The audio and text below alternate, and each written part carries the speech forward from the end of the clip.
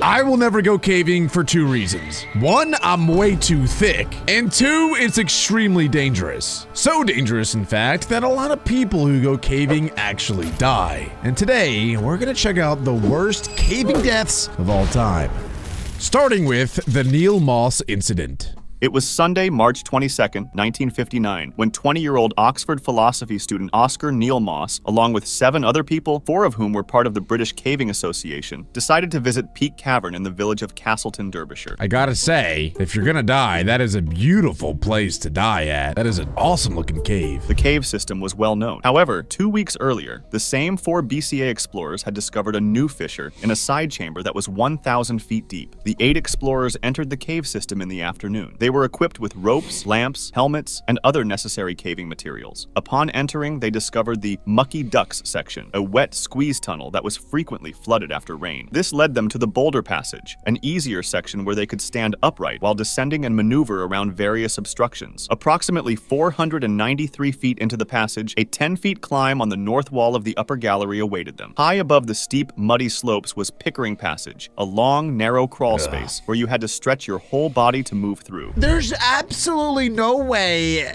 you could pay me enough money to do anything like that, and they are doing it for fun. I've been in caves before, but like big caves that you just walk through and there's no squeezies. However, there was this little side thing that I went down for fun. I had to crawl to get in there, and that was literally one of the scariest things I've ever done. And you're telling me that these guys weren't just crawling, but they were fully stretched out because that was the only way that they could get through? Yeah, buddy. Yeah, I'm good on that. It does sound like, though, that these guys were the first people to discover this brand new route. And I don't know much about caving, but I can imagine that that would be very exciting for cavers to go and be the first to explore a brand new cave. 1, because it is uncharted territory, and 2, because you get to name every section of the cave whatever you want. And there are some really crazy names for sections of caves. There's some weird cavers out there, I guess. But anyway, I digress. I'd imagine that it is much more dangerous to explore a cave that has never been discovered before because there is no mapping of the cave. You have no idea where you're going, how deep it is, what dangers lurk ahead. In this case, though, because it's a group of friends, I'd imagine that they feel much more safe than if they were alone. Like, imagine being a lone caver that discovers a new cave. There's no way that you should ever explore that. But also, if you're with friends, I don't know how, like, only one guy dies, you know? How does that happen?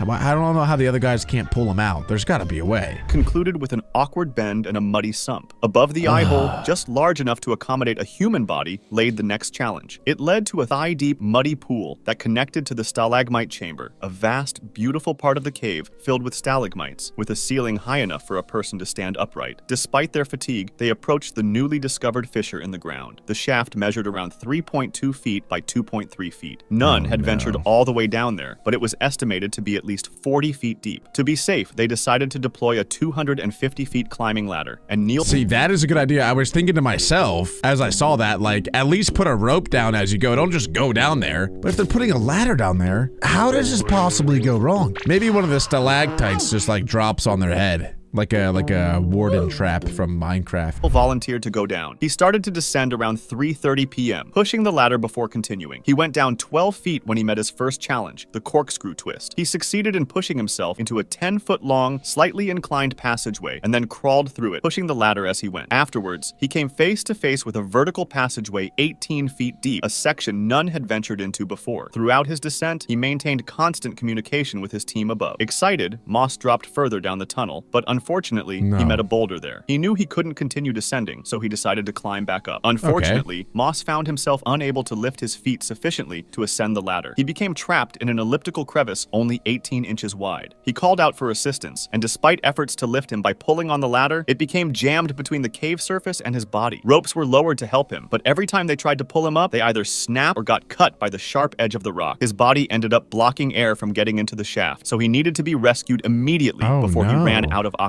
Oh my gosh. Like, it's one thing to see like a stick animation of this, But then like actually put yourself in those shoes. You're stuck in a hole so tight that the air can't even get down to you because your body is blocking any of the air. That is how like tightly sealed that is. That's insane. And it's probably dark and it's cold and it's damp and you're stuck. You can't move. You're probably like starting to freak out and have like anxiety attacks because if I were me, I would just start thinking about, oh my God, I'm gonna die. Slow, painful, grueling death. Oh.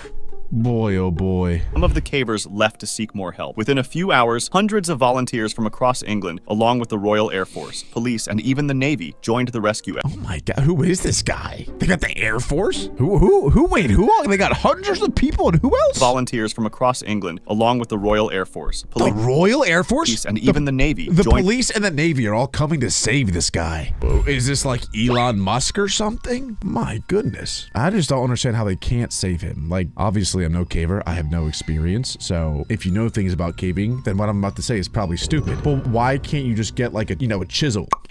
Knock some of the rock away, because it's only his foot that's stuck. But I guess how do you get to his foot because his upper body's blocking it? And I suppose he probably can't reach down himself to do anything. That does actually, the more I think about it, the more it sounds like quite that predicament. The rescue efforts. Just a few hours after Moss became trapped in the shaft, the rescuers encountered another obstacle. By this time, the air in the shaft had become polluted by carbon dioxide. Moss became disoriented because of it, and he began behaving irrationally. Witnesses said that he wasn't helping at all, that he didn't seem to care about how serious the situation was, and that he even told the rescuers to take a break to get something to eat. Experienced cavers were sent down the shaft to rescue Moss, but one by one, they were forced back by the toxic air. 3 of the volunteers even lost consciousness. Whoa. Finally, the 4th volunteer, Ron Peters, managed to secure a rope around Moss's chest and began to pull. However, he soon realized that this only worsened Moss's breathing difficulties. The Royal Air Force brought oxygen tanks to ventilate the shaft. That's what I was gonna say to do. I was like, surely there's some sort of oxygen thing that they can bring in. That's gotta help a lot. And you gotta think too, like if he has oxygen, he should be able to realistically to survive there for like 2 days. It would suck. He wouldn't have water, maybe even 3 days. So the only way he's gonna die is by losing oxygen. But now that he has an oxygen tank,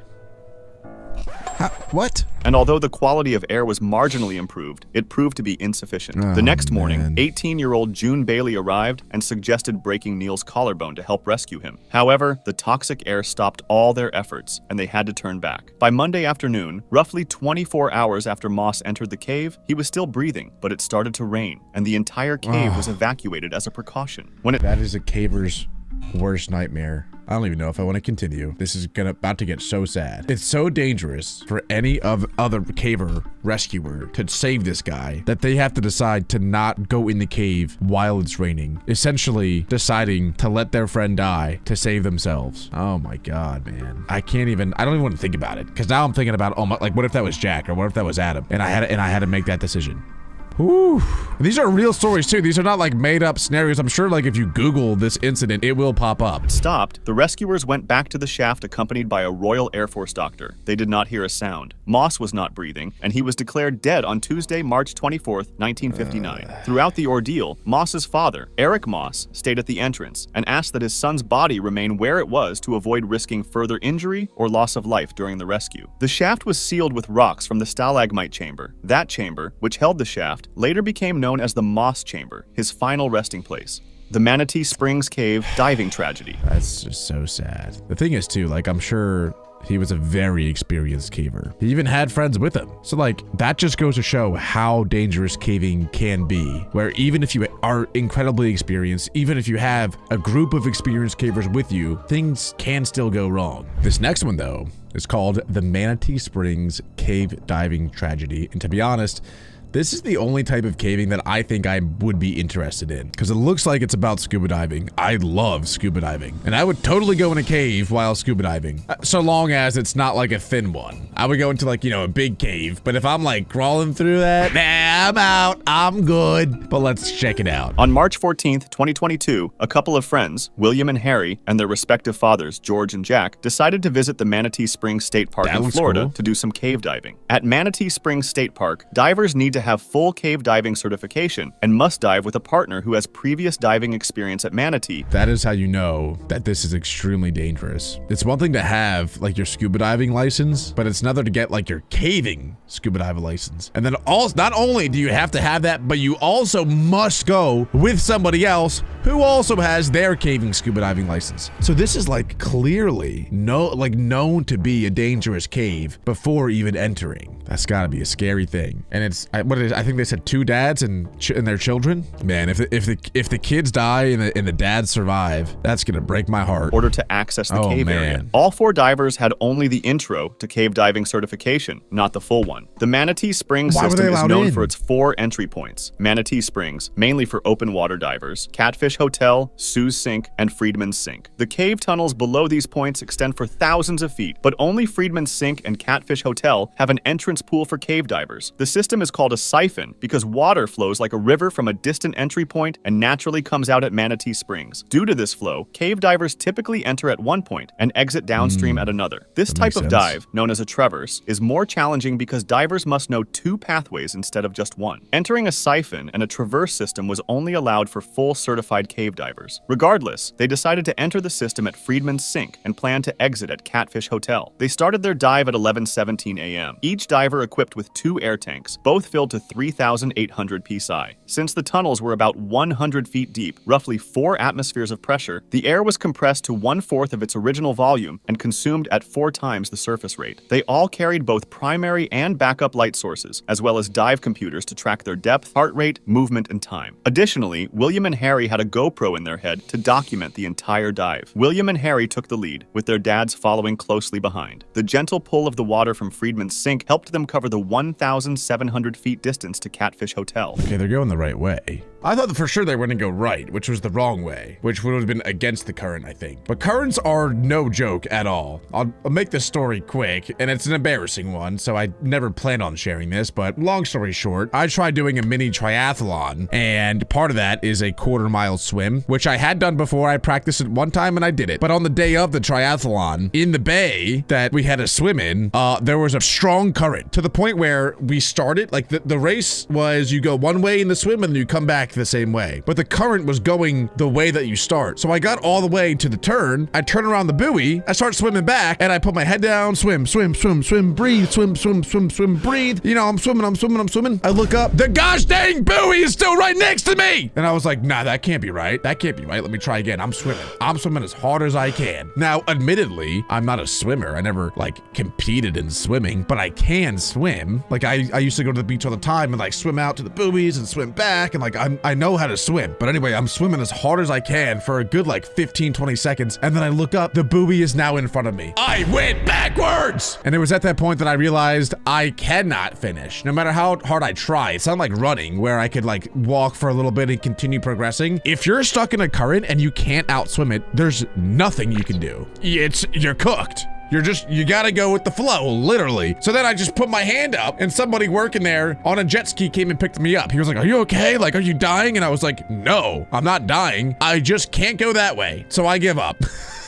So then I hopped on the back of the jet ski and they pulled me back in. The point of the story, though, is that if they do ever find themselves discombobulated and having to swim against the current, they're gonna be in big trouble. After the first 900 feet, they came to an exit line at Sue's Sink. A rope tied to a rock marked the spot, and light from the surface was seeping into the tunnel. This exit was meant for emergencies only, because it wasn't set up for divers, but for campers. Their planned exit, Catfish Hotel, was 700 feet away. They kept diving and eventually reached the end of the route near Manatee Springs, but they couldn't see the exit line to Catfish Hotel. Confused, they started searching for any light coming from above, but found nothing. Fathers and sons teamed up and decided to return by following the line. At that moment, George had 3,000 psi of air remaining, which was enough to exit safely. However, the return trip turned out to be more difficult than expected. They were moving against the current, so their air consumption increased rapidly as their breathing rate went up. Finally, George spotted the exit at Sue's Sink and noticed light leaking from the surface. George and his son William emerged from the system at 12 p.m. However, their friends didn't make it out. Something had gone wrong. William wanted to dive back down to find Harry and Jack, but George insisted on calling 911. I'm not trying to be mean or anything, but like, why would they not wait for them while they're down there? Why would they go all the way back up without waiting for their friends? Again, I'm not trying to be mean. I'm sure like these two guys like have some sort of regrets. Like, oh, you know, I wish I did this or I wish I did that differently. But I'm thinking to myself, even if I was just doing a casual dive with my friends, I would like wait for them to go up with me. You know what I'm saying? How do they lose them? Instead, Harry and Jack had apparently missed the exit at Sue's sink. Oh, Their God. lighting equipment washed out the natural light leaking from the surface, and boulders further blocked it, so they didn't see the exit. They continued diving desperately for another 20 minutes, searching for any exit. Finally, Harry spotted the light at Friedman's sink. Rushing ahead along the guideline, he looked back to see his dad's camera light following him. Harry managed to exit the system at 12:20 p.m. with one tank completely empty and the other below 1,500 psi. But his father, Jack, did not emerge. How? He was William right and George there. met up with Harry at Friedman's sink, and they talked about why they had missed the exit at Catfish Hotel. They later realized there was no upline leading to Catfish Hotel. Deep inside the cave, they could see light from the surface, but it was partly blocked by a 10-foot deep passage arranged in a double L shape, a detail they wouldn't have known without prior experience. In fact, many divers enter through Catfish Hotel and exit at Friedman's sink because it's easier, even though they have to dive against the current. Cave rescuers arrived around 12:50 p.m. and found Jack's lifeless body just 100 feet from the exit at Friedman's sink. Both of his tanks were how he was completely right empty. He had there. traveled 3,400 feet through the system and ran out of air in the last 100 feet. His final movement was recorded at 12:17 p.m., just 3 minutes before his son surfaced and 17 minutes after his friends surfaced at Sue's sink. Oh, that's just so sad. And if you're the son too, I'm sure like you gotta be thinking like something along the lines of I should have stayed with my dad and give him my oxygen and then pass back and forth as we ascend. It's just awful. It was September 29th, 1984. A cave explorer named Nuno Gomes was exploring unmapped sections of the Sterkfontein Cave in South Africa. He was accompanied by his two friends, Peter Verhulsel and Malcolm, and together they planned to lay a guideline from the entrance to the farthest point of the wet cave area known as Milner Hall. The plan was for Nuno to go in and place the guideline, while Peter and Malcolm waited outside, assisting him from the surface. Nuno plunged into the water and successfully laid the line, covering a distance of 396 feet from the entrance to the end. How do you assist somebody from the surface though? Because their role was to stand in the surface with the cable and then what? Like if the cable stops moving, you assume that there's a problem and then you start, like how do you, what is the assistance there? You can't walkie-talkie, you can't communicate with them at all. And also, caves with no water already are scary and crazy enough. The way you have to like army crawl through some sections and corkscrew through others. But if you add water to the equation, like that's my worst nightmare. Happy because of the success, the three decided to go back in and follow the new guideline. Once they reached the air pocket at the end, they were satisfied that they had successfully mapped this cave section. There So we they go. turned around and began to head out, following the line. As Nuno led the group, he suddenly felt Malcolm touch him. Malcolm was signaling that Peter was no longer behind them. Nuno went back to see where Peter had gone and noticed that he had entered a side tunnel. Nuno tapped Peter to get his attention and signaled him to return to the guideline and exit the cave. As they headed back, however, Peter disappeared again. This time, Nuno and Malcolm assumed he had taken the other exit, avoiding the tight squeeze they themselves used, so they did not go back to look for him. When Nuno and Malcolm surfaced and realized Peter was not there and still hadn't come out after a while, they submerged once more to look for him. They searched along the guideline and even in the side tunnels, but there was no sign of him. After 4 long hours, they ran out of air tanks, and the Oh stirred-up my silt God. reduced visibility to almost nothing. Finally, late that afternoon, they exited the cave and called for help. The fire brigade arrived, but lacking cave diving expertise, had to wait for the police divers to continue the search in the evening. The silt was so stirred up that visibility was heavily impaired. The police called off the search for the night, convinced they would now be searching for a body rather than a survivor. Well, technically, couldn't there be a chance that he's still alive since there's air pockets in there? Or is that like ridiculous? I guess there's probably not enough air to survive like an entire night. But bro, what are you doing, Peter? What are you did it. You met the cave. You did the thing that you wanted to do. Why not just get out? Just get out. Or at least like tell the guys that you're going. Why is he just disappearing like that? What no one realized was that Peter was not dead at all. He had been sidetracked by a secondary tunnel, and the cave's complex 3D structure, combined with the lack of a guideline, the stirred-up silt, and the darkness, made it nearly impossible for him to orient himself. After trying many possible paths, Peter found a small room and decided to wait there for There you go. rescuers. He shone his light into the water in hopes of signaling his friends, Oh, but when man, no one so came for a sad. long time, he switched it off to conserve the little battery life remaining. He tried making noise by banging his tank on the rocks, but to no avail. Eventually, Eventually, he became exhausted, fell asleep, and lost track of time. After that first night of searching, the police closed off the cave so no one else— Wait, but like you can survive a couple days without food and water. So as long as he just stays in there, you'd think that like eventually one of these cave divers would find the little nook or cranny that he's in. How do they not find him? Unfortunately, the silt took a long time to settle, so visibility remained poor. Convinced Peter had not survived, the police decided to wait a full week before resuming the search. On October 6th— No way! They waited a week to go back in? But they didn't even find the body! They know that there's air pockets in there. They know there's a chance that he's alive. That makes me pretty mad, I can't lie. There's no way. 7 days after Peter's disappearance, they returned but found no sign of him. Another week passed before they tried again, but he was nowhere to be seen. Meanwhile, Peter was still alive. He had spent 14 days in complete darkness, starving and having lost much of his weight. Hoping for a way out, he decided to follow a passage leading from the small room where he had sheltered. After traveling 120 feet away from the water, he discovered it was only a dead end, so he returned to his spot near the water to wait once more for rescuers. The police continued weekend searches for 6 weeks, but they never found him and finally called off the search with no result. At that point, they reopened the dry sections of the cave, but kept the water section closed. Volunteers then began looking for a connection between the dry and wet cave systems, and Nuno joined them. His contributions were crucial. He was the one who discovered the connection where they could enter the wet section of the cave. It was there that they found a set of footprints leading to a dead end, and soon after, Peter's body. Beside his body was a message that read, "I love you, Cheryl and Ma." Nah, bro. That's gonna make me cry, bro. This is so sad. Normally, like, on the channel, we've been reacting to scary, like, horror stuff, not, like, sad stuff. These are true stories, by the way. Like, I'm sure if you look this up, like, you'll find an article about it. That's horrifying. Absolutely horrifying. Oh my God. Later discovered that one diver had come really close to finding him, as he entered an opening that was just 100 feet away from Peter's location. The autopsy revealed that he died of starvation after 3 weeks in the cave. Although we may criticize Peter's decision to explore on his own, we should also respect the fact that he fought to survive until the very end.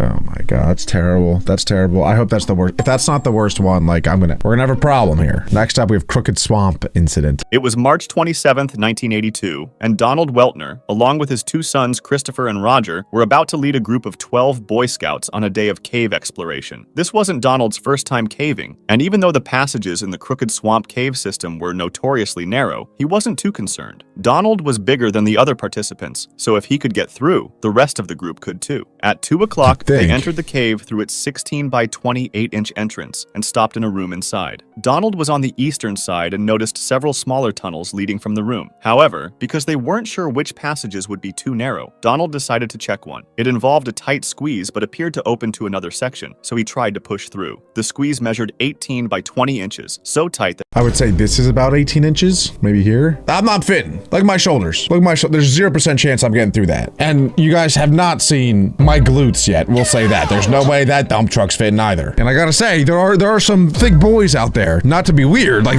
I know that's a weird thing to say, but there's some Boy Scouts out there that eat too many Girl Scout cookies, if you know what I'm saying. They're heavy. So I wouldn't be surprised if one of those guys are jumbo size and can't fit either. Couldn't move his arms backward or lift his head to see ahead. He was followed by his sons, and while moving forward thanks to the mud, making the terrain slippery, he reported back to them what was happening. Everything seemed normal until something unexpected occurred. As he pulled himself along, he realized the ground below him was disappearing. Donald slipped down into a tight crevice, and the slick mud prevented him from stopping his slide. His hands were trapped, leaving him no leverage to pull himself up. Making matters worse, the path angled about 30 degrees, so he had to fight against gravity. The crevice was just 5 inches wide, and the slippery mud caused his body to settle more and more. He told his sons to pull on his feet, but after several failed attempts, he told them to get the other adult in the cave, Jim. After a while, Jim also realized they wouldn't be able to free Donald on their own. Donald explained that some rocks had loosened when he slid and were now wedging against his body. Each time they tried to pull him backward, the loose rocks would slide forward and block the passage. Jim exited the cave to call for help. Cave rescue specialists and the police arrived. See, here, I don't know how they don't get him out because they have so much time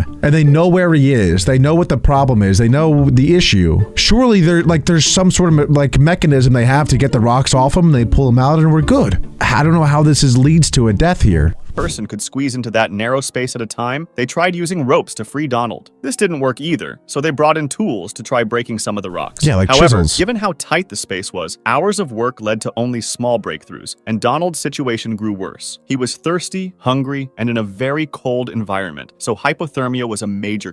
I feel like these are addressable too. I mean, I know there's not that much space down there, but they do make, like generators where like you could potentially hook up a heater to generate some heat that way. You can surely, like, a worst case scenario, just like try chucking water down there and have them like, lick it up or whatever it might be. I know that's gross, but this is a case where you do anything possible to survive. Like, how could they not even get him water at all? Or food too? Like, I feel like there's gotta be a way. Water, but they found that the passage leading to where he laid was extremely narrow. Only two very small cavers, sisters Lynn and Nancy Taylor, were able to fit, but even then, they couldn't reach Donald's head. This meant there was no way of delivering supplies, so rescuers had to act quickly. They decided to dig from above ground, down to where Donald was stuck. The process lasted all day Sunday, getting them close to the required depth. Unfortunately, though, they were about 12 feet away from Donald's position, so they needed to dig laterally. Meanwhile, Donald began giving only grunting responses, which indicated he was likely suffering from hypothermia. On Monday morning, as 2 days passed from when he got stuck, the digging continued, but the team encountered another problem: extremely hard bedrock layers that were impossible to dig of course. through. At this point, they weren't sure if Donald was still alive, so they sent a nurse into the cave with a handheld Doppler machine to see if he still had a pulse. She couldn't detect one, but this wasn't definitive proof of death, since she only had access to his very cold legs. Sometimes, the body's core organs can continue functioning after the extremities have stopped registering a pulse. Seeing how quickly Donald's condition was deteriorating, rescuers started using their most extreme tools, including dynamite, which was extremely risky but appeared to be the only option left. On Tuesday morning, they finally managed to reach his location, and a doctor was sent in immediately, but as many feared, Donald had died. It took an entire day to retrieve his body, and an autopsy later confirmed he had succumbed to hypothermia sometime between Sunday night. I hate to say it, but I feel like that's still preventable. Like, how is there, even if you can't bring a generator, like, I understand generators are big and clunky and you might not be able to bring them in the cave. Get like a fire, like get a torch. There has to be, well, I guess that would make smoke and then make it harder to breathe. I don't know. There's gotta be a way though to get heat down there when you have days of notice like that this is happening. There has to be a way. Agent Allwed incident.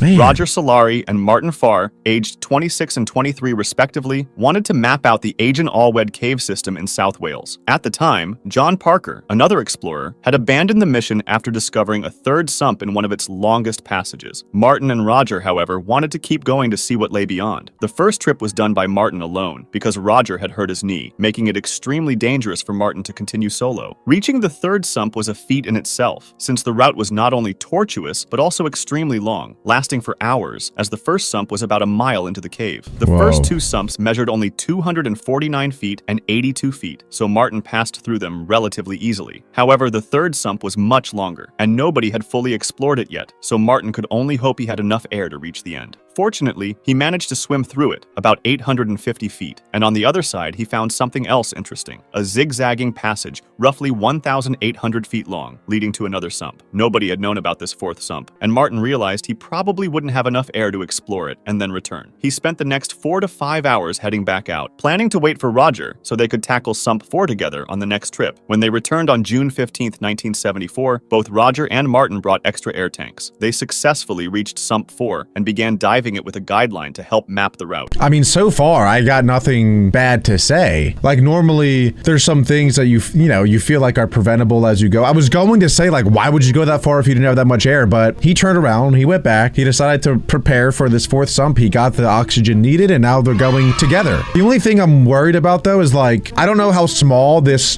tunnel is, this little cave is, and if it's so small to where only one person can go at a time, if the guy in front gets stuck, the guy behind is cooked. He's stuck down there in water, and I don't know if he'll be able to like turn around. And if he can't turn around and you're in water, you only have as much time to live as your air tank has left. After about 400 feet, Roger finished his guideline guideline, and he had sinus problems, even though it wasn't the first time. Despite this, they decided to continue. Oh, Martin no. then took out his own guideline, and they kept going. I actually went scuba diving recently, and sinus problems is like, that is a big problem for scuba diving. Can't be having that. That's a sign to turn around. Made an important mistake. In cave diving, there is a concept called the rule of thirds for air consumption. If you use 1/3 of your air supply on the way in, you need another third to get out, leaving the final third as an emergency reserve. Right, I learned that too.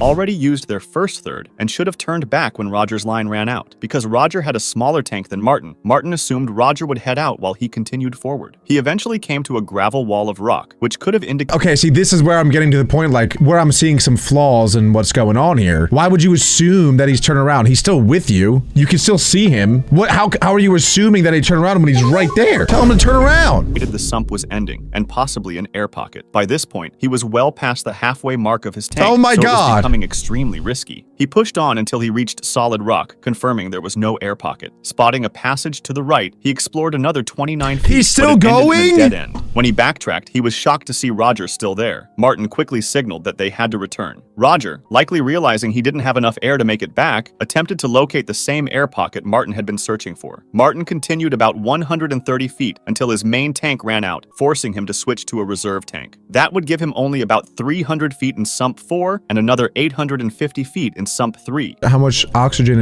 is in a reserve? Is that half, a quarter, a third? I'm not really sure how to evaluate that. Because at first I was really mad that he let his oxygen get to zero. That feels like you're a noob. Like no expert would let that happen. But if you have a reserve that is the same amount of oxygen as the main, then I'd say, all right, yeah, you're good then. However, he had previously placed a partially filled tank between Sump 3 and Sump 2, All right, and well, he see, aimed to reach he's- that. Finally emerging that's from good. Sump 4, Martin sat on the bank, waiting for Roger, who, remember, had a smaller tank. If he didn't appear soon, it would be a huge problem. After 20 minutes with no sign of Roger, Martin realized that if Roger had surfaced from Sump 4 at that moment, he likely wouldn't have enough air left to get through Sump 3. After an hour, Martin was certain Roger's air had run out. He's dead Martin already. entered the wa- Like this isn't a regular cave where if you lose somebody for an hour, you'd be like, oh crap, you know, I should probably go find him and make sure he's okay. If you're in an underwater, like we all know that it takes a minute, 2 minutes without oxygen underwater, you're dead. Or you're unconscious, whatever it might be. If you wait an hour, he's dead already, bro. Like that's way too long to wait. and There's tried no way pulling he's the alive. guideline to make it tense, but it didn't. It was no longer connected. It had been cut at about the Oh 430-foot my God, mark. how? This was probably where Roger needed to change tanks. Because switching them wasn't a simple task at the time, he might have put his arm through the line to avoid losing it, twisted his body to reach the valve, and become tangled, forcing him to cut the line to move freely. This, combined with the silt kicked up by movement, likely reduced his visibility, and he may have swum the wrong way. At that point, there was no doubt Roger had exhausted his air. Martin stayed calm and managed to navigate the next 3 sumps safely. He alerted the authorities immediately, and the search for Roger's body began. Martin himself joined the search, along with many others. However, Roger's remains were not found until 1986, 12 What? years later. How? Recovering the body was deemed too risky, so it was left in the cave, and a plaque was placed near the entrance of Sump 1 in Roger's honor. In 1987, another explorer passed through Sump 4 and finally located the air pocket, 875 feet in, the very one Roger and Martin had hoped to find. It was called the Against All Odds Chamber. Martin stated that after this incident, he never broke the rule of thirds again. He went on to have a remarkable diving career. Today, the entrance to the cave system is locked, and only specific, experienced divers are granted a key.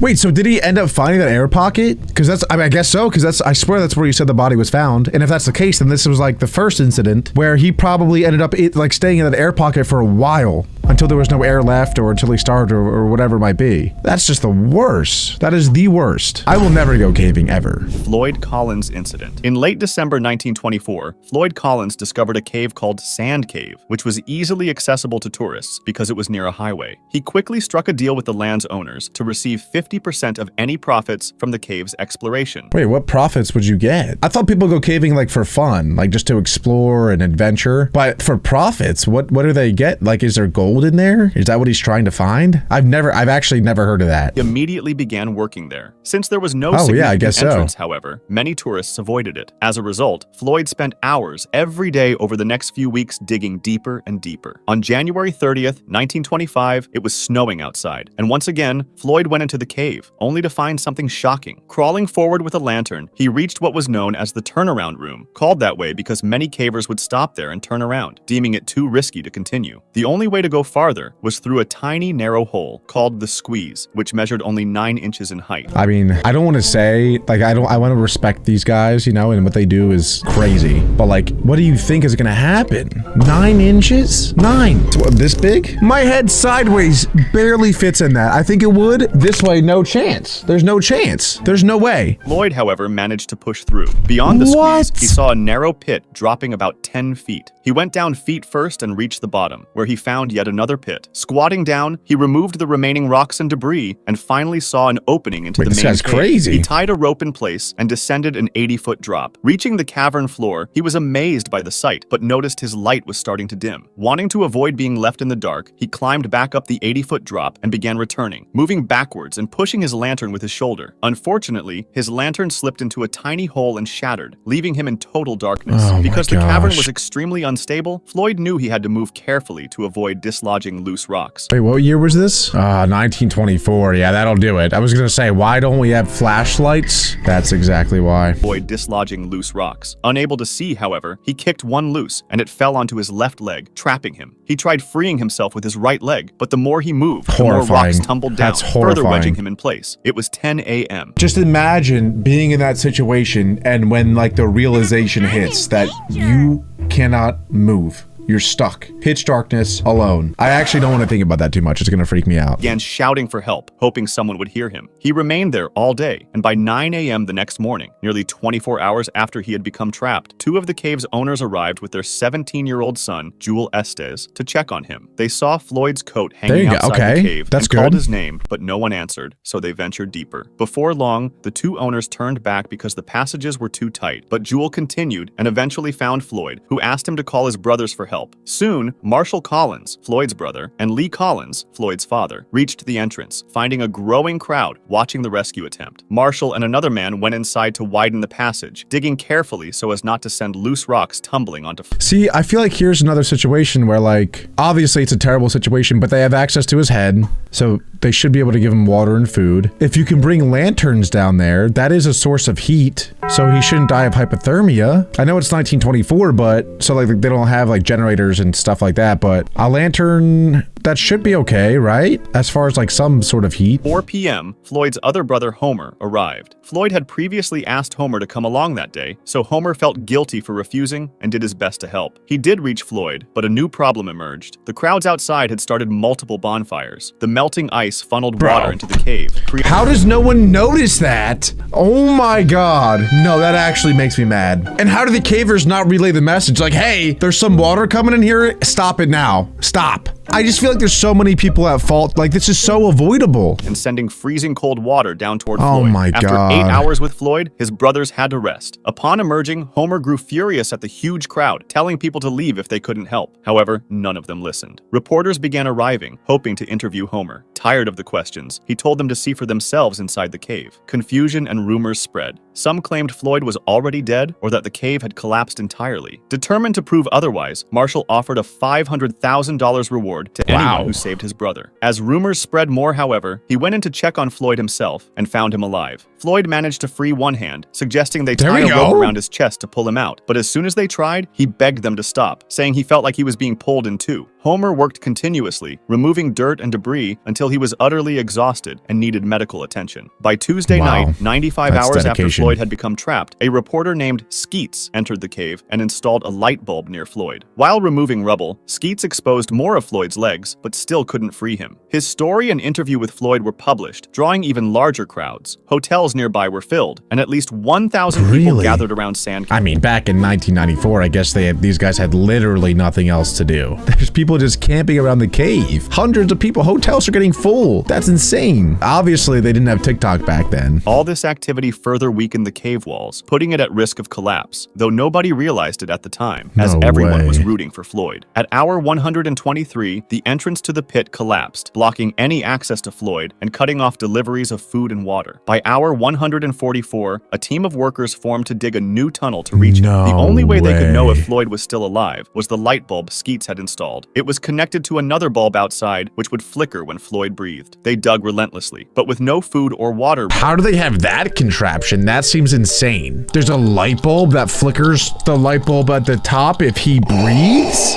What the wizardry is that? That seems like an insane contraption and an amazing one that we should still use today. I've never heard of it. I've watched a lot of cave death videos. I've never seen that before. What? Combined with the cold temperature, his chances were fading quickly. By Friday, February 13th, the men had nearly reached him, and one worker reported hearing groaning about 10 feet away. However, I gotta call Cap on that. I have been in caves before, and if there's you cannot hear that. There's 10 feet of rock in between you. I don't care how loud you're yelling. You don't hear groaning. There's no way that's true. 30 a.m. on February 16th, a worker reached Floyd and found him already deceased. Initially, Floyd's body was left in the cave. After some time, though, his brother Homer arranged for its removal and gave him a proper burial. It was June 24th, 1967, and 10 cavers were about to enter Mossdale Cavern to help clear some of the deeper passages and map them out. The 2 leaders of the group had already explored this cave before, which reassured everyone else. This particular cavern was known for its tight spaces and the very few areas where a person could fully stand. After a few hours inside, 4 of the cavers realized how difficult the cave actually was and decided to return to the surface. What is even the point of doing it at that point? Are they just having fun? Or is there buried treasure down there? Maybe they just... Do cavers find more joy in conquering like harder caves? Is that what it is? Because this one is specifically known to have essentially no room to get through it. And there's almost nowhere to stand either. The whole time you're just crawling and crawling and crawling. They noticed a cloudy sky, but nothing seemed out of the ordinary. The remaining cavers continued their descent until they reached the Bar Marathon Passage, which measured only 18 inches by 12 inches, with a small stream of water flowing. Oh my God. Everything seemed to be going well, and the group on the surface soon noticed that it had started raining, so they took cover. Initially, the rain did not seem concerning, but the cavers inside began to notice rising water level. Look, I don't know that much about caving. I don't know much about a lot of things. But one thing I do have a little bit of is intuition. And I could see that coming from a mile away. I don't even think I've had a nightmare as bad as this. Imagine you're deep in a cave, you're crawling, and water starts to rise. I would literally rather have the devil touch me than go through this experience. This sounds awful. Water became alarmingly high. They decided to end the day's work and head back, even though they were still 3 hours from the entrance. Meanwhile, the surface group spotted something terrifying. A lake of water had formed around the cave's entrance. The cavers inside had no idea how much water was about to flood the cave. The surface group ran to get help, while the cavers frantically tried to reach higher chambers. However, the water continued to rise, pressing toward their faces. Rescuers and hundreds of volunteers worked tirelessly, pumping water out of the cave and pumping oxygen inside, hoping that the cavers had found a safe chamber. Unfortunately, every one of the cavers drowned. Why am I watching this? Seriously, what am I doing? I think this channel has taken such a turn. When I started the channel, I was watching like Dragon Ball stuff, Minecraft stuff, you know, fun and games.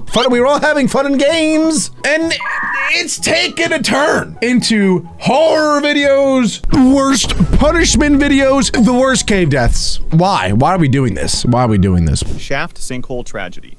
It was May 28, 1973, and a group of 9 diving experts had planned a dive at Mount Gambier's shaft sinkhole. This sinkhole had a unique feature. There was only a tiny opening leading to a cave with a lake 20 feet below. From this opening, a beam of light went down into the cave and onto the lake, which was extremely helpful for the divers' orientation. This beam was visible throughout most of the cave, unless divers ventured too deep into one of the 2 side branches. Can you guys guess what they're gonna do? Take a guess what they're gonna do. Is it A, play patty cake, who's that man, only 10 feet underwater? Or is it B, are they gonna go all the way to the extremely bottom, the depths of the sinkhole where there's no more light and get stuck and disoriented and not know where they are, then they're gonna drown? I really hope it's A. Initially agreed that they would stay within a 200-foot maximum depth range so they could remain in the main chamber and still see the guiding light. This was their only plan. On the second day, however, 4 divers planned to go to the western section of the cave, aiming for a depth of 250 feet, which would have been a new record. This was deeper than initially intended and posed a significant risk because in 1973, divers were still using regular air cylinders rather than mixed gas tanks. For this reason, they had to be more cautious as they went downwards because nitrogen narcosis might have settled in. As they went down, the increasing pressure would have pushed the nitrogen into the bloodstream, producing a state of consciousness that is similar to when people are drunk. Keep in mind that these divers were not very experienced in cave diving. They were more accustomed to standard open water scuba diving. This added even more risk to their plan. They started going downwards into the western section of the cave, and one experienced diver noticed that nitrogen narcosis was kicking in, so he immediately went back out. Several of them followed him and went back to the surface as well, but 4 of them kept going, determined to set the record and get a quick look before resurfacing. After a minute or so, the group at the surface became concerned, realizing the 4 divers would soon exhaust their air supply. A few returned to the cave to find them, and they discovered a flashlight and a camera on the bottom. What were they thinking?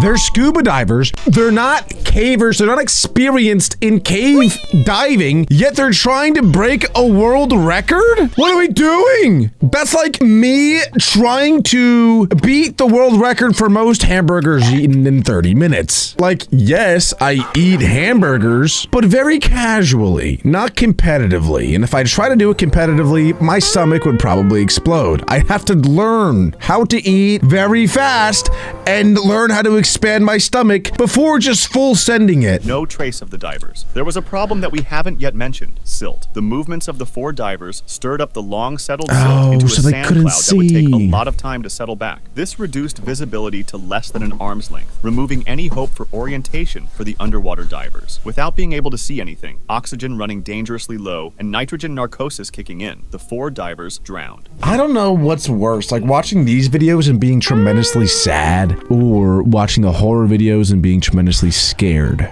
I gotta start watching more fun videos on the channel. What do we say to that? I mean, come on. Anyway, next up we have Jacob's Well tragedy on November 23rd. November 23rd, 1983, and 2 students from Texas State University named Richard and Clark are about to enter Jacob's Well, an underwater hole that leads to an underwater cave. This hole seems relatively shallow, around 25 feet, and many people try to touch the bottom and then come up. However, this is just a deceiving appearance because it actually leads to another underwater cave with 3 chambers. The first 2 are relatively open and easy to get through, but the third one has a really small squeeze to get into it. If you manage to squeeze through, you'll enter a room that is 10 feet tall, and you'll see a really small hole at the farthest edge, too small to pass through. 10 feet tall still isn't really that big when you're swimming. Not that I'm a swimming expert, but I have scuba dived before. And when you're underwater, you kind of just like naturally float around, whether you're going up, whether you're going down. You have to like continuously flap your wings. And my point is, if it's only 10 feet, like you could easily, I feel like, bang your head or like bang your shoulder or bang something or bang your mom. I'm sorry. You get my point, though. This small tunnel was just 2 feet in diameter, and 2 years prior, 2 people died in it because after they managed to get through, a rock slide filled with gravel blocked them inside. Now, getting back to our 2 students, There's they no- were nah, fairly they're not gonna experienced try it. in normal diving, but not in cave diving, and they were trying to get their What are we instructor doing? certification in open water diving. Their instructor, Don, was an incredibly skilled and experienced diver, and he was the one who removed the 2 bodies we just talked about. That's he used to sad. constantly warn everybody to stay away from Jacob's Well since it's deadly, and he even tried to cover up the small hole that leads to the 4th chamber with some cement. But other divers reopened it and left a message that said, "You can't keep us out." Again, like, I feel bad for anyone who dies. You know, it's sad. It's a tragedy. But at this point, they're just asking for it. They're asking for it. Like, how bad can you feel for somebody who does something like that? They went into Jacob's Well and reached the 3rd chamber where the small hole was located. Richard removed his tank to get through the hole and started going in while holding his Dude. When Clark removed his own oxygen tank and tried to get in, he saw Richard's face and noticed Richard didn't have the tank with him anymore and was suffocating. Clark quickly reached for the regulator and gave it to him, letting him breathe again. They started passing the regulator back and forth as they made their way out, and somehow they managed to get through the tight squeeze of the 3rd chamber. They then began making their way toward the exit until a terrifying sound caught their attention, a clank from their oxygen tank. What? Not only did this mean they'd hit a wall with the tank, so they were going the wrong direction, but it also meant the tank was almost empty. They realized they'd run into the false chimney in the 1st chamber, a tunnel that looks like it leads to the surface, but is actually a dead end. Clark managed to swim back to the surface and gasped for air after covering an incredible 75 feet in a single breath. Unfortunately, the same can't be said for Richard, who remained behind and drowned. When Clark called the police for assistance, Don, the instructor himself, showed up. I'm just trying to imagine, like, what that must feel like as a friend. Oh, man, I feel so bad. Like, imagine you and your best friend go on a dive, and you have to leave, you go through what they went through, and you have to make that decision to leave him behind. Oh, my God, that is just awful. Just so awful. It's August 18th, 2005, and a group of 5 friends decided to venture into the Golem Cave, also called the Cave of Death, because of how dangerous it was. Awesome. Exactly my point. Awesome. It's like the more people that die somewhere, the more other people want to go explore it. Like, the only way that makes sense is if you think that you're better than everyone else at caving, because you're assuming like, oh, they died, but they don't know what I know. They ain't me. The warning signs couldn't be more prevalent, yet people still decide to do this stuff. It's truly remarkable. They reached the entrance at 3 a.m., and one of the friends decided to wait for the others outside. 3 a.m.? They encountered their first problem when actually trying to get in, as they had to crawl through a small pool of water. After that, there was a fork going left and right, and they chose left, which led them to another small pool of water. This seemingly innocent pool, however, actually led to another section of the cave through an underwater tunnel. The tunnel itself was really small, just 3 to 4 feet in diameter, and to get through it, you had to be completely submerged. This meant only one person at a time could go in, and they had to swim about 15 feet. One by one, they started plunging into the pool of water to reach the other side of the cave, and once they made it, they discovered a section with about 3 feet. It seems like they didn't really have a plan, though. Like, when they got to the fork in the road of whether or not they go left or right, at least the way this guy's telling the story is like, they chose to go left, not like it was predetermined that they were going to go left. My point is, it seems like they don't know this cave at all, and this dude just randomly dove into the water in the cave and just swam until he found a pool of air, or a pocket of air. That's absurd. Nah, these people are crazy. I would never, no, like, literally rather do anything else than that. Anything. Perspective of the friend who stayed outside, there was no sound or light coming from inside the cave, and after a while he started to get worried. He went into the cave himself, but heard no noises and saw no lights. Not sure what to do, he first called some friends who had experience with caving, and then called the police. He couldn't have imagined what was happening inside. The 4 friends who went in probably realized that the 3 feet of airspace they'd reached had bad air, which is a term cavers use for air that doesn't have the normal balance of gases, meaning there's more carbon dioxide and less oxygen. This reduces your ability to think, move, and breathe properly, making the return swim through that narrow tunnel super risky. They tried to get back out one at a time, but the first person who went underwater was unable to find the exit hole before running out of breath. That happened because the increased carbon dioxide messed with her ability to hold her breath and think clearly. After 30 to 60 seconds, the second person went in and found the first one, and so on. He must have got stuck. Yeah, they're literally just getting stuck. The police arrived and tried to pump in oxygen and pump out water, while family and friends waited anxiously outside the cave. Unfortunately, it was all in vain. The bodies were later recovered, and the cave was eventually closed off with cement. On May 6, 2019, YouTuber Connor Kelly posted a video of him exploring an abandoned McCoy gold mine in the Nevada desert. However, what was supposed to be nothing more than a fun adventure with his family quickly turned into a disturbing experience. One that would likely stay with the group for the rest of their lives. Okay. We don't do a lot of talking at first, because there's always a fear that the sound will bring down loose rock. The exploration. Is that really true, though? I'm not a cave expert at all, but I feel like walking is creating more vibrations in the ground and in the cave than just does talking really have that much of a vibration that it can be dangerous? I think it can cause avalanches, actually, so maybe it does make sense. Of this mine started off quite normal, with the group staying silent to avoid causing an accidental cave-in, as seen by the text they put on screen. However, after about a minute and a half of treading deeper into the mine, Connor noticed something strangely reflective on the path ahead. Ooh. Ooh. Reflection? You're trying to... I don't like that at all. We've watched way too many ghost and spooky videos for me to not instantly think that that's a ghost. I specifically wanted to watch this video because I wanted to avoid any extra dimensional interactions. So if this is a ghost, I'm not watching the rest of it. A ghost plus a cave, bro. Come on. Oh, Jesus, what? Those shoes? It's shoe. Oh, Look, is that like a fossil? Dead animal or human? okay. Wait, don't move, Wyatt.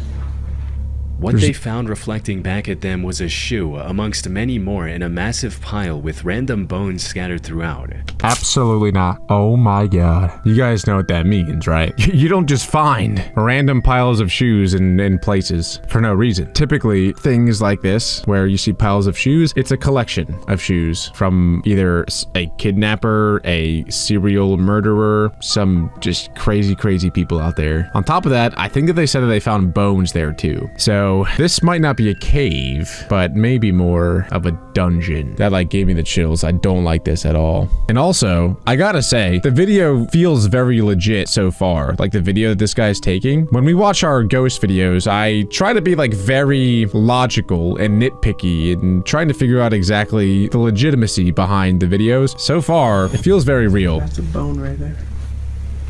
Actually, there's quite a few bones in this. What made this pile even more odd was the sheer variety of shoes on display. Many of them were clearly very modern, while some were models that were released over 30 years ago. How could such a random assortment of shoes end up in an abandoned gold mine in the middle of nowhere? Things took an even darker turn when the group ventured further into the cave and found a bunch of bones, including a relatively intact spine. Bro, that was a dinosaur. Did you see that? That looked like an entire Cubone Marowak skull in the back. What was that? This is water flow. What, like, what is that in the back left? Bro, is that a cow? That is huge. It is good. My God. So we can't trust this. You don't step any closer.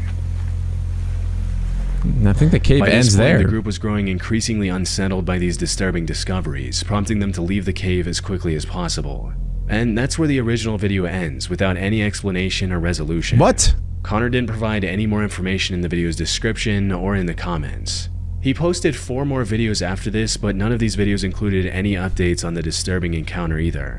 Dia de los Niños Chamamish Hip Hop Club live performance. What? Bro, how does he go from discovering a secluded cave that turns out to be some creeps dungeon to posting dance routines? I gotta respect it. But to me, that makes the video feel a lot more legit. It seems like there's a little bit of question behind whether or not the shoes were placed there or the bones were there or not. But if it was fake, I think that this guy would have done more of those videos in the past and more of them in the future, especially since the one that is posted has hundreds of thousands of views. Like, if you are a person that's trying to fake that setup and create a scene where it looks like somebody has been kidnapping people and taking their shoes, etc., that wouldn't be their only upload on the channel around it. So that makes me feel like it is legit, and this family did accidentally discover that cave. So, what's going on here? One of the first things that comes to mind is that this mine was the collection spot for a serial killer.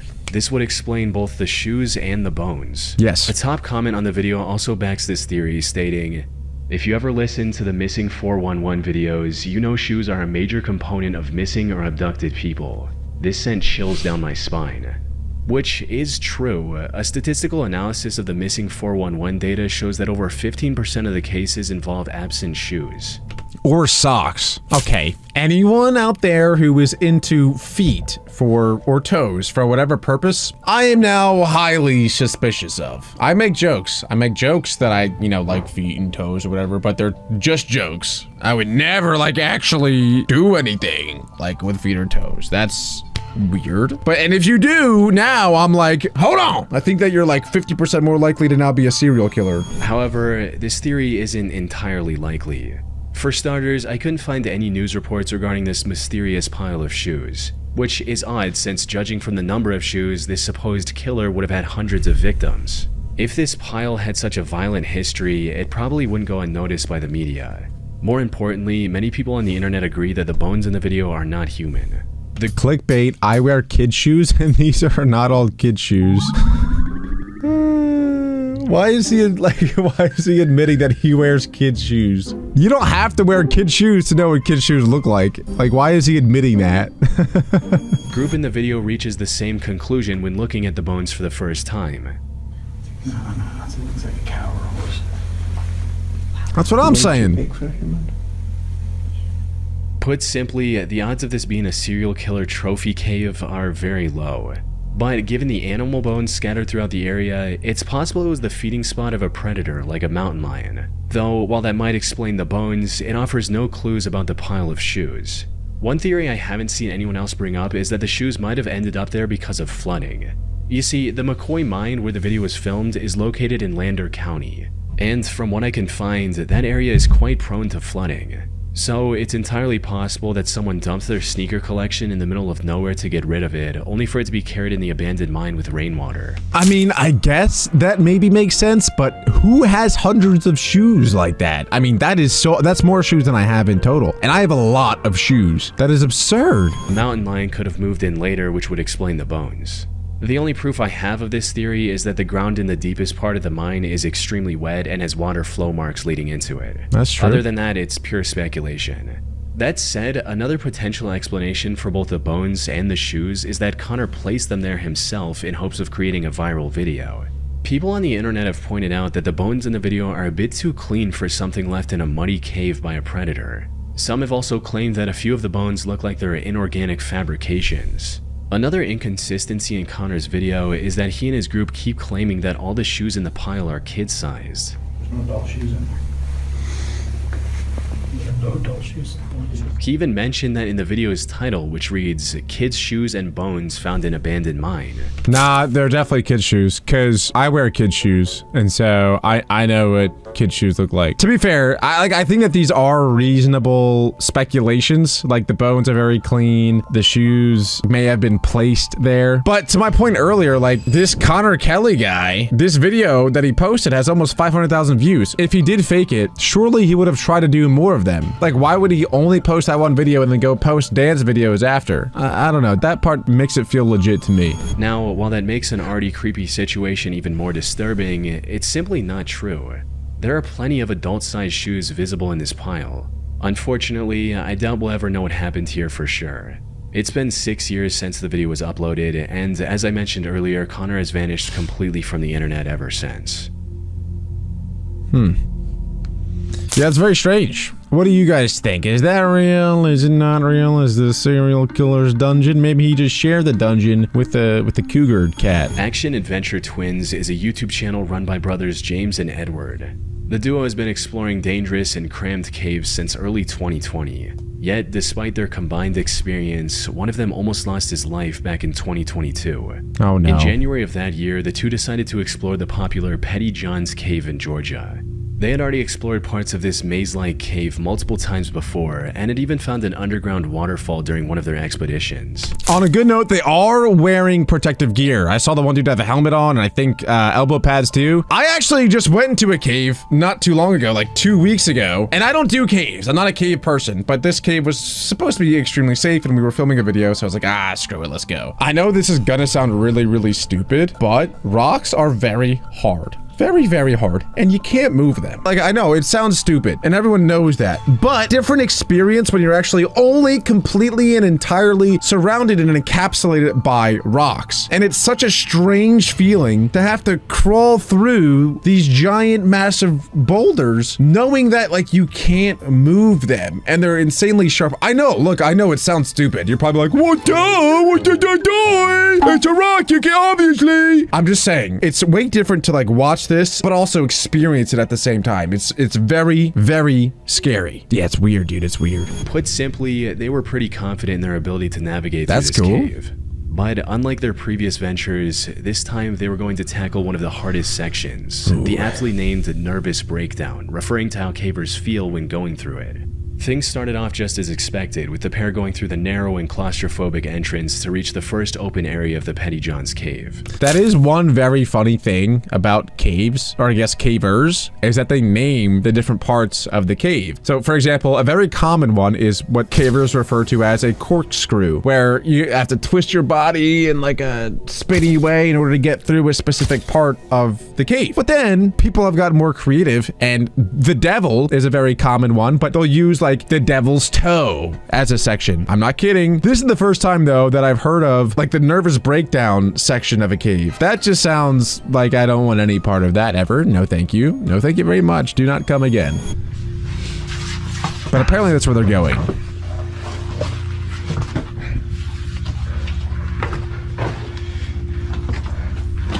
Whoa, entrance room. However, it didn't take long for the cave to begin closing back again, forcing the two to squeeze through tiny passageways. But that was only the beginning. After about 25 look how tight minutes that of is. crawling through increasingly tighter spaces, they reached the first big obstacle, a muddy room with a narrow and steep hole in the middle. They had to carefully walk around this hole to progress. A single slip meant falling into the narrow hole and possibly getting injured.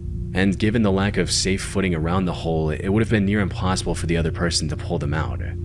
Dude, yeah, if you fall in that, you're cooked. You're stuck there. I don't know, like, what? Successfully navigating around this obstacle, they finally arrived at the entrance to Nervous Breakdown. Unfortunately for them, things weren't looking good. Did they have a nervous breakdown? Probably. The area surrounding this entrance had collapsed some time ago, making it very difficult to figure out the path ahead.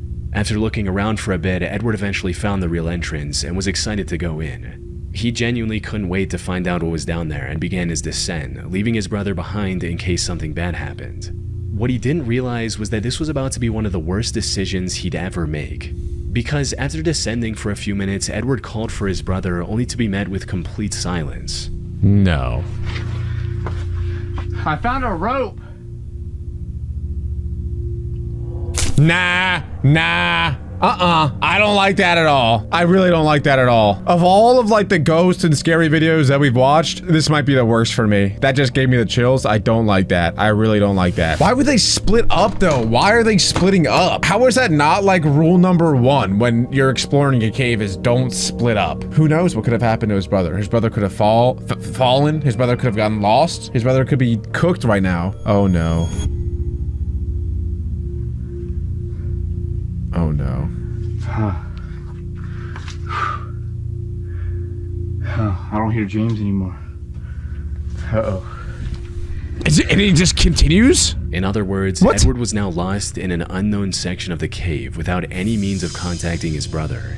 At first, he tried to stay calm and continued his descent, hoping to find James before long. However, after staying separated for over 30 minutes, the realization set in. He knew panic was the fastest way to make a bad situation worse, but at this point he couldn't help but feel a growing sense of unease.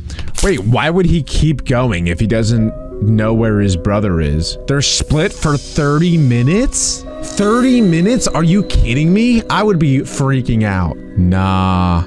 Why does he keep going though? And did you see how tight that hole was to fit through? Nah, bro. No way.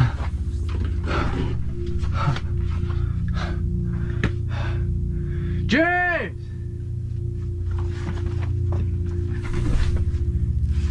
James!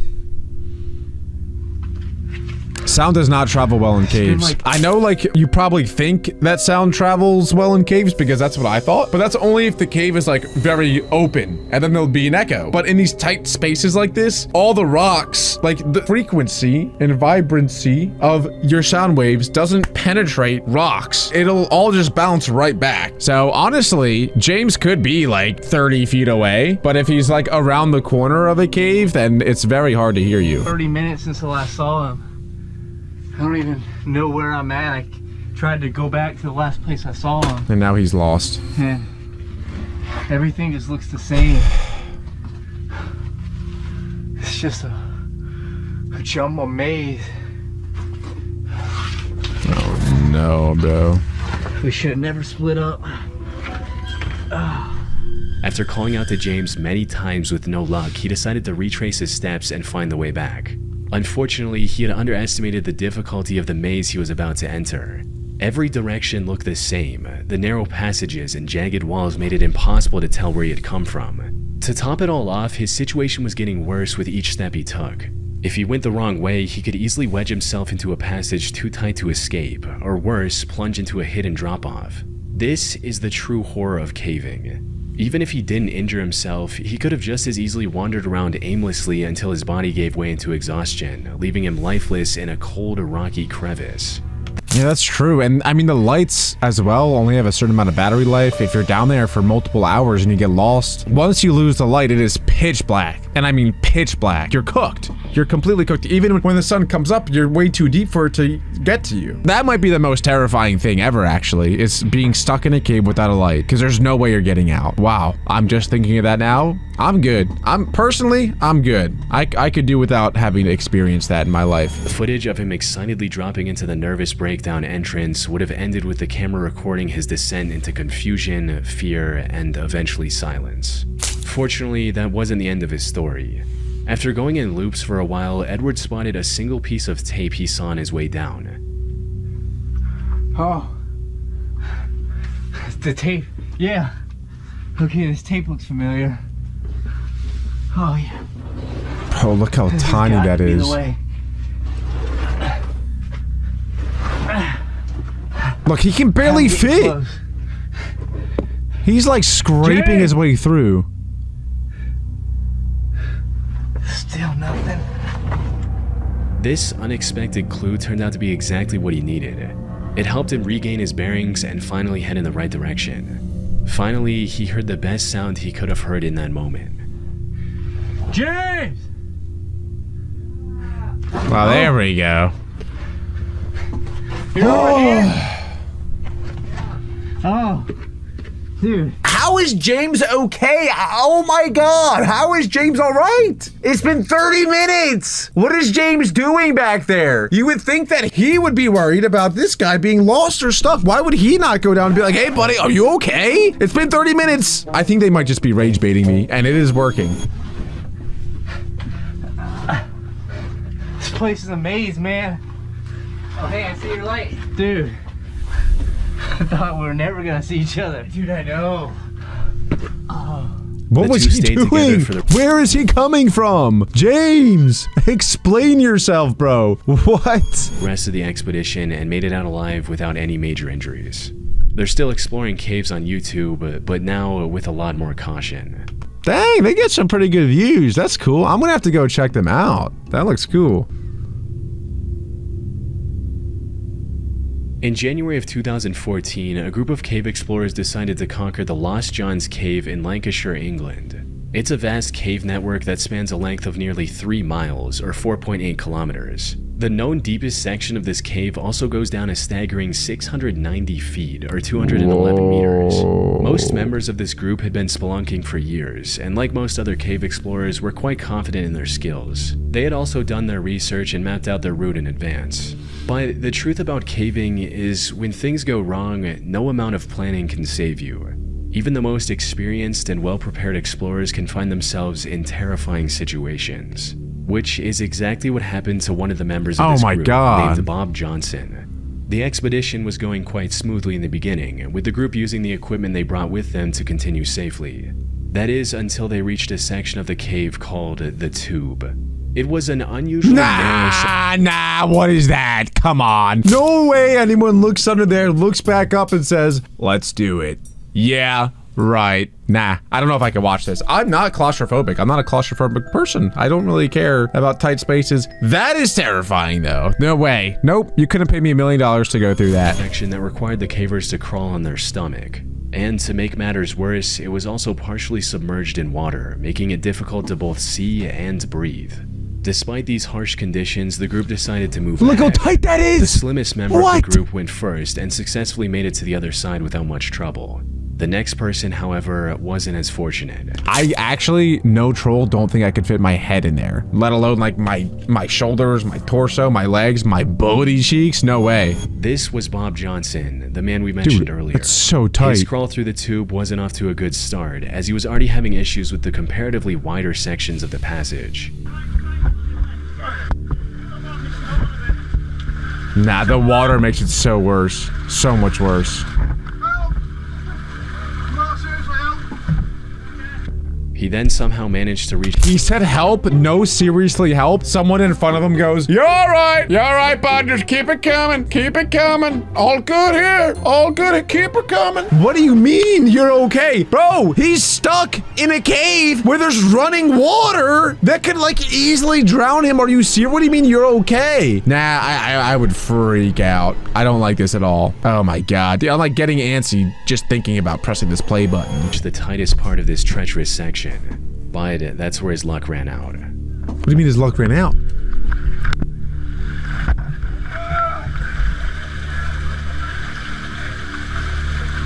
Okay. He's almost through. Oh my god. He was completely stuck from the waist down, and any attempt to free himself only made the situation worse. Oh my god. Now, being stuck in a narrow cave like this is extremely stressful on its own. The walls close in on you, and every movement feels like it's pushing you further into the tight space. Panic sets in as you realize just how little room you have to maneuver. And The thing is, too, is he's clogging up the water stream. And so while he sits there, the water doesn't have anywhere to go. And so the water's just going to keep on building up and up and up and up and up. He might only have like, let's just say 5 minutes before that water is at a level where he won't be able to breathe anymore. Oh my gosh. Oh my god. Nah. Nope. I really don't like this at all. I'd rather watch Ghosts. Take me back to the Ghost videos. Take me back to a better time. Oh my god. And you can see the panic on his face too. I feel so bad for this guy. with each failed attempt to free yourself, Oh my the fear God. intensifies. But as if the confined space wasn't enough to make his heart race, Bob now had to contend with something far more terrifying: the rapidly flowing water. Water makes any caving venture 10 times worse. In a dry cave, even if you're stuck, you still have time to think and plan your escape. But when water starts to rise, the situation shifts from bad to life-threatening. The feeling of water creeping up around you in an already claustrophobic space is a nightmare on its own. The real danger with water, however, is that you have mere minutes before drowning becomes a very real possibility. Bob knew this possibility all too well. He gave his all to free himself. Unfortunately, the water was quickly filling up his suit, making it even more difficult to squeeze through. But when the situation seemed hopeless, one of the members had an idea that ended up saving Bob's life.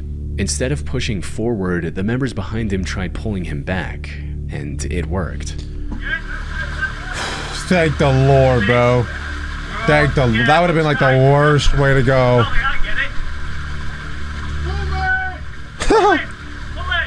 Oh my god. Nah. You can tell bro was in still like a crazy panic. Pull me! Pull me! I'd be doing the same thing. I know I kind of laughed at him, but I would do the exact same thing. Oh my god. Finally free, though his troubles weren't over. He later revealed in a comment that him and the 2 members who pulled him back had crawled for another 3 hours to get out of the cave from a different exit. This incident also left him traumatized to the point where he can't even watch this video without becoming anxious. From what I can find, he scaled back on caving and picked up a much safer hobby in cycling, and now appears to be doing just fine.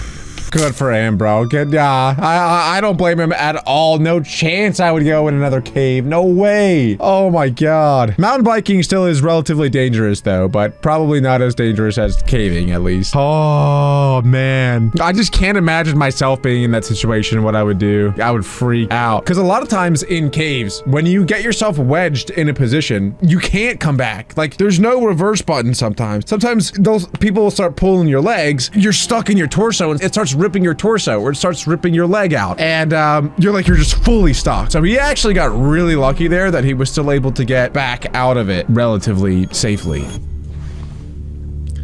Oh my god. On the 7th of September 2024, the Action Adventure Twins YouTube channel posted a video exploring a mysterious cave someone found on their property. This is the same channel we talked about earlier, where the 2 brothers got separated and almost lost their lives in the maze-like cave. They've learned their lessons since and approached this one with far more caution. But with an entrance as life-threatening as this one, even the best precautions could have proven to not be enough. Alright, so the guy dropped us off halfway up the hill, and he doesn't know anybody who's been down this thing, but we were at the cave. He says he threw a rope down it with a rock and it was 200 feet deep before it stopped. So we got this stick here. We're gonna see if our rope reaches.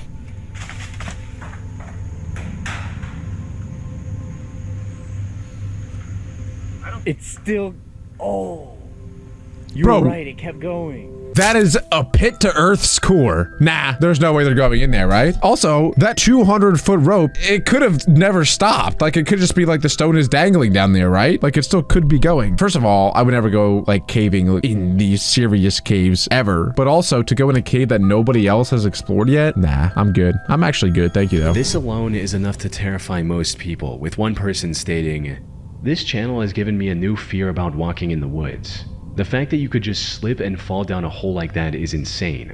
Now anytime I go anywhere, I wonder how many massive voids are right below my feet that I could fall into at any moment." Minecraft kind of got it right, dude. And Minecraft, you start digging down, eventually you find a cave. That's probably how it is in real life, too. But that didn't deter Edward and James. They quickly secured their rope to a nearby tree and began descending into the steep cave. What they found inside was nothing short of breathtaking. That tiny opening gave way to a vast chasm. Wow. Wow. Yeah. Okay, that is pretty cool. One, man. However, before they could fully take in the beauty of the cavern, things took a dark turn. Just seconds into the cave, the two discovered what looked like human remains scattered throughout. No. That's comforting. Human bones, huh? Look how big they are. Dude, look behind you. There's like a little shrine of them. There's like, oh, that's a cranium. Dude, is that a human? Nah, I don't know. I think it is, bro. Awfully round. That definitely looks like a human skull. Yeah, that looks human, man. That doesn't necessarily. Okay, who is the dude that dropped them off here? Who is this guy? I would start to have many, many doubts. Unless whoever dropped them off is like their friend, somebody they know well. Whoever dropped them off here definitely could be up to no good. It could be all part of their plan. Like, what if that guy hung around and then cut off their rope to dangle themselves down there? Immediately, I see that. That's the first thing that pops in my head is like, we're in a trap right now. We are a mouse in a maze and there is no out. I would book it immediately. Oh my God. I don't know. I'm not a bone expert. From there, they continued exploring the cave as it kept getting bigger the further they went into it. Oh, there is They a rope also in there discovered already. old caving equipment like Yeah. ropes and harnesses already secured to the walls, a detail that only deepened the mystery surrounding the bones they had found earlier. If they did belong to a person, as the two suspected, it was possible they belonged to a previous explorer. This explorer likely had an accident and died in the cave without ever making it out. On their way in, they did find scattered bones right below the entrance. These were likely the remains of people who accidentally fell into the otherwise unassuming hole. However, the bones they found further inside were too far from the entrance to have belonged to someone who simply fell in. It's also possible that these remains belonged to the victim of a deranged killer. Someone who either had ended a person's life within the cave, or maybe threw the person into the hole and later dragged their body further into the cave. Or like somebody who, you know, drives people out here and tells them to go in and then murders them while they're down there. Anyone else? Anybody else thinking that, or is that just me? Some people, however, weren't convinced and Lol, accused the so brothers fake. of faking the whole thing, especially since the way Edward and James handled some of these remains felt a bit too casual. That said, while YouTubers faking these finds to get a viral video isn't uncommon, this one turned out to be true. The video received several comments from experts confirming that these remains were indeed real and human, with one such person writing, "My girlfriend and I are watching from Canada. We're both paramedics, definitely a human femur and a human cranium. But this raised an even bigger question. When did the owner of these bones pass away? If they disappeared into the cave in the last few decades, this discovery could end up cracking an unsolved case." I ended up contacting the action-adventure twins to see what they had to say or if they had made any police reports afterwards. We ended up contacting the authorities about the bones. They were determined to be human and were apparently a Native American that either slipped and fell into the pit cave or was thrown in there after death and are 2,000 years old. Whoa, 2,000 years old? Whoa, that's really cool, actually. Wow, 2,000-year-old bones. Oh my God, that's like when Jesus was alive. Could it be Jesus? No way, right? Yeah, no, that doesn't really make sense, does it? It was a Native American. That's so cool. Like maybe back then it was like their ritual to sacrifice somebody or punish somebody by just throwing them into the pit. I mean, certainly very messed up, but adds up to me. While this did rule out the possibility that these bones belonged to someone more recent, the despair of Ew, whoever there's a ended- spider While this right did there. rule They out didn't the even say possibility that these anything. bones belonged to Look, there's a giant spider right here. Oh, God. someone more recent, Ugh. the despair of whoever ended up in that cave alone 2,000 years ago is just as impossible to ignore. They likely fell into the cave, somehow survived the fall, and ended up starving to death while looking for a way out. Yeah, that's just a terrible way to go. On October 28, 2004, 50-year-old Australian airline pilot and scuba diver David John Shaw broke the world record for the deepest successful dive in history. He achieved this by reaching a depth of 270 meters in Bushman's Hole, one of the deepest freshwater caves in the world. The sole purpose of this dive was to break the record. However, when he reached the bottom, he found something that stopped him in his tracks. He found the body of Dion Dreyer, a 20-year-old scuba diver who died in that cave 10 years ago. What? Since humans start sinking after a certain depth, Dion's body never floated back to the surface. Given the extreme difficulty and danger of diving this deep, any plans to retrieve his body were also cancelled at the time of his death. However, a plaque in his name was installed near the diving point of Bushman's Hole, which is how Dave knew what he was looking at. After staring at the body in shock for a few seconds, Dave immediately got closer and tried to retrieve Dion. Unfortunately, after a decade in the water, his tanks were firmly stuck in the mud. More importantly, Dave had already spent too much time at that depth. Staying any longer would have been fatal. So he decided to tie a line to Dion's body and return to the surface with the newfound information. It wasn't very steep, and when I saw the body over on to my left, I thought, oh, that's the end of going deep. So just tied my line to it, and by then I was, well, we won't discuss that. So I just left my line. The news of Bro, that is so sad. Scuba diving at those depths too is really, really scary because eventually you get to a level that there's so much pressure that your body just like starts to tremble and shake. And eventually you start just like seeing spots, and apparently you start to feel like you're very, very, very drunk. And then you just like, boop, you lose consciousness. You're gone. You're like in and out, then boom, gone. Very, very scary, especially knowing that you're hundreds and hundreds of feet underwater. You look up and it's just black. It's really, really creepy. I've never gone that deep, but I have been scuba diving before, and even when you're just underwater like 20 feet, it's kind of scary. I mean, don't get me wrong, it's really cool, but it's pretty scary. And so if you are that deep and you're starting to feel like these weird symptoms, nope, I'm good. And also experiencing all of that and then seeing a dead body while you're down there. Nah. Dion's body being discovered spread quickly, eventually culminating in Dave talking to his parents and promising to retrieve it. After a couple months of preparation, the next dive was scheduled for January 8th, 2005. Wait, but I thought he tied a line to it. Can they not just hold the line up? Unfortunately, Dave's heroic attempt to bring closure to Dion's parents ended in a catastrophe far worse than anyone could have imagined. Cave diving, aka underwater cave exploration, is far more dangerous than regular spelunking. The divers have to manage their oxygen levels at all times, avoid often sharp rock formations, and explore the cave system in a far darker environment because even the brightest flashlights aren't as effective underwater, all while making sure they don't get lost. Add in the immense pressure of 270 meters of water above, it becomes an almost insurmountable challenge, one that only a handful of people on the planet are capable of overcoming. So everything needed to be perfect for Dave's operation to succeed. He worked with police divers, the defense force, and medics to ensure everything went smoothly, and they planned the dive second by second. According to the plan, Dave would use the line he tied earlier to reach Dion's body. After cutting it loose and putting it in a special body bag, he would begin his descent. This descent would have taken around 12 hours to avoid decompression sickness. 12 hours? Instead of holding on to Dion's body the entire time, Dave would pass it along to his longtime friend Don Shirley at 220 meters. Don would then hand it over to support divers located at various depths and keep checking on Dave for any issues. Sadly, this is not how it went. An hour and a half after the dive began, the service crew received an ominous message from the support divers, claiming that they hadn't seen any activity from Dave or Don. Shortly after, another message reached the surface.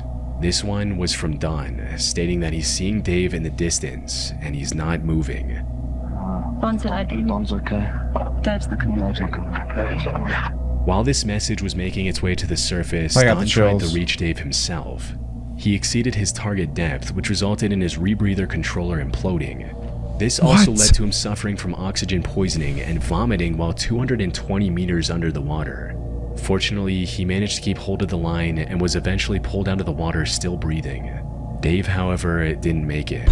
But when rescue teams pulled out his body, they made a shocking discovery. Dion's body was attached to the recovery line as well. Following the recovery, investigators looked at the footage captured by the waterproof camera mounted on Dave's head. This is what they saw. I don't know if I want to see this. I couldn't find the raw footage from that camera. The only clip of it online is narrated by Don himself, Dave's best friend who we just talked about, who almost died trying to save his life.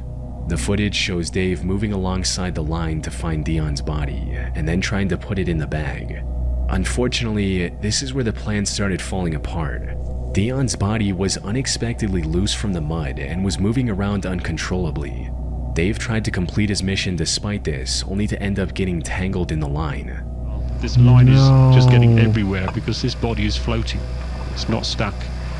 Everything's moving. Right, light gets caught on the line there. Moving out the way. Still got a nice bright light. All this effort caused him to neglect his gauges, resulting in Dave feeling the effects of nitrogen narcosis, which include poor judgment, trouble concentrating, and reduced muscle and nerve function. Put simply, he lost everything he needed to survive at that depth. So as he was trying to bring this corpse back up to the surface, I don't even want to think about it. That's actually so sad. Like, he's trying to rescue this corpse for the family while he's down there hundreds and hundreds of feet. He starts to get tangled up by the rope that is attached to the corpse, and that's what messes with him. Tried to cut the tangled line, but the lack of coordination made it near impossible. As he was struggling to stay conscious, the last thing he saw was the terrifying view of Dion's lifeless face mask staring back at him. Oh my Shortly God. after this, Dave passed away. The only silver lining was that the tangled line kept Dion's body close to Dave, allowing him to successfully complete his mission by recovering the body, only at the cost of his own life. Nah, bro. No. I don't know if I can watch another one of those. That is so sad. That is actually so sad. Oh my God. Caving is scary enough. Caving underwater, 10 times scarier. I think I'm gonna go back to watching ghost encounter videos. Ironically enough, I think that's way less scary than these. But yeah, if you guys did enjoy that, make sure to leave a like, subscribe, and click right here for another video.